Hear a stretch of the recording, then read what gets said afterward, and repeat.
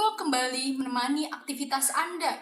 Saya Lydia Hardana dan rekan saya Karunia Putri Ramadhani yang akan membawakan berita-berita terbaru dan terpercaya. Sabtu 26 Oktober 2024. Sejumlah harga sembako di pasar tradisional mulai melonjak. Namun cabai sudah mengalami penurunan harga dibandingkan satu pekan lalu.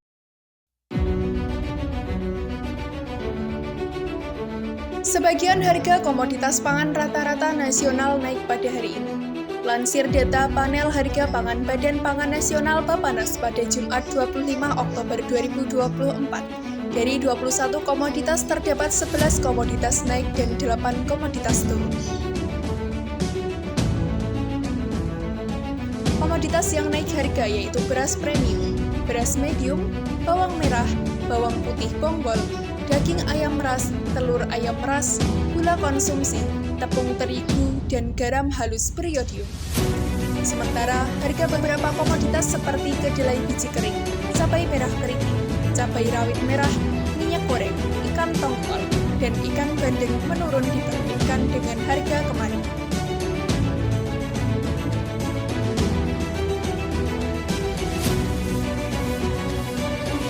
Ya pemirsa, saat ini saya sedang berada di Pasar Kalasan. Kami sedang memantau bagaimana harga bahan pangan yang beberapa komoditas memang mengalami kenaikan harga. Untuk mengetahui lebih jelas, mari kita berbicara dengan salah satu pedagang di pasar ini bersama Mas Syaiful. Baik Mas Syaiful, selamat pagi, bagaimana kabarnya? Selamat pagi, alhamdulillah sehat. Bagaimana update terkini mengenai harga bahan pangan? Apakah mengalami kenaikan atau sebaliknya? Ya, memang ada komoditas yang naik, harga ini lumayan, ada beras, bawang, daging sama telur, tapi juga banyak harga yang turun, malah lumayan banyak. Ada cabai, ikan sama minyak goreng. Padahal harga cabai kemarin sempat naik. Oh, sempat naik. Kira-kira kisaran berapa turunnya? Ya, sekitar 300 perak lah.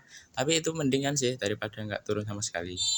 Bagaimana keluh kesah Mas Syaiful sebagai pedagang terhadap naik turunnya harga bahan pangan? Kami para pedagang kasihan juga sama rakyat kecil kalau harga naik besar. Banyak yang komplain kalau harganya naik. Nanti kalau gitu kami yang rugi.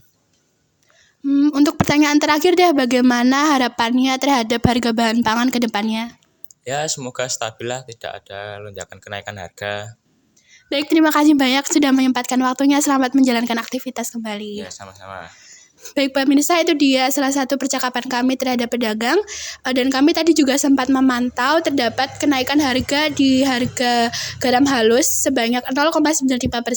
Dan tentunya kami juga berharap kepada pemerintah agar terus menjaga kestabilan harga bahan pangan. Saya Melisa Nureta melaporkan. Terima kasih, saya kembalikan ke studio.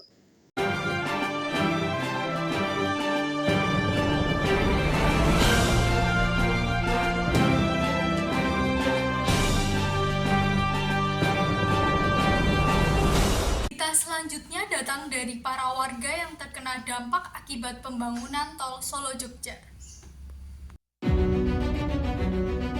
Sejumlah warga yang bermukim di sekitar proyek pembangunan tol Solo Jogja mengeluhkan suara bising dan polusi udara akibat aktivitas pembangunan tol. Tahapan pembangunan berpotensi menimbulkan dampak langsung sejak tahap prakonstruksi, yakni saat pengadaan lahan. Berikutnya, tahap konstruksi yang meliputi persiapan pekerjaan konstruksi jalan dan pekerjaan konstruksi jalan.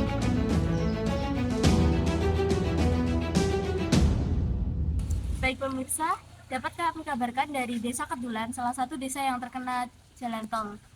Siang ini kami memantau kondisi terkini proyek pembangunan tol Solo Jogja.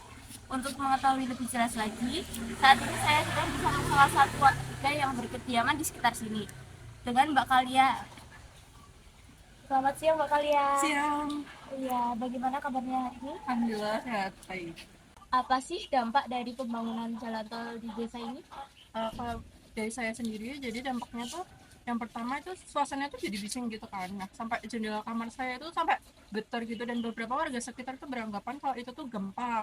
Padahal itu aslinya aktivitas dari pembangunan tol. Selain itu juga udaranya itu kayak berdebu gitu di jalan. Tapi tuh mereka tuh juga tanggung jawab kok. Jadi setiap, kalau saya lihat ya, kalau setiap sore itu biasanya ada mobil yang isinya air gitu, jadi nyiramin satu desa gitu. Iya. Selanjutnya, bagaimana dampak warga dari rumahnya yang digusur? Nah, kalau dari saya sendiri ya, menurut saya, jadi kan kalau yang digusur itu kan biasanya juga dapat uang ya dari uang gusuran itu, biasanya sekitar berapa gitu. Nah, itu juga mereka tuh bisa langsung apa ya, beli rumah yang lebih layak sih. Jadi nggak terlalu memprihatinkan, dan biasanya mereka juga udah punya tanah. Dan kalau dari tempat saya itu biasanya cuman ini, yang kegusur tuh cuman sedikit. Nah, selain itu buktinya sendiri dari teman saya tuh yang rumahnya di dekat sana, itu kan jalannya sempit banget ya. Sekarang tuh udah beli rumah di selatan situ, dan dia juga langsung beli air. Lebih memperhatikannya saya sih sebenarnya. Terima kasih. Sekian dari saya yang dapat saya laporkan. Saya Cantika Melandi. Saya kembalikan ke studio. Terima kasih.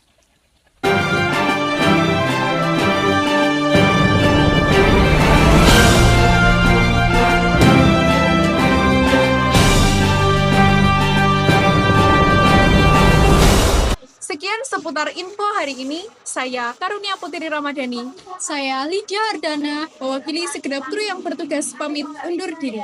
Sampai jumpa.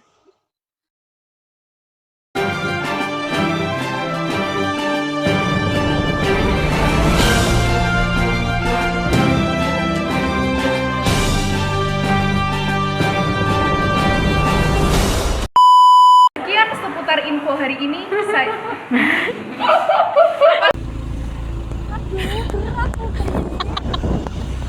kalau nggak karena tugas aku nggak gini ya Allah. Mas Saiful, bagaimana kabarnya? Selamat pagi, alhamdulillah.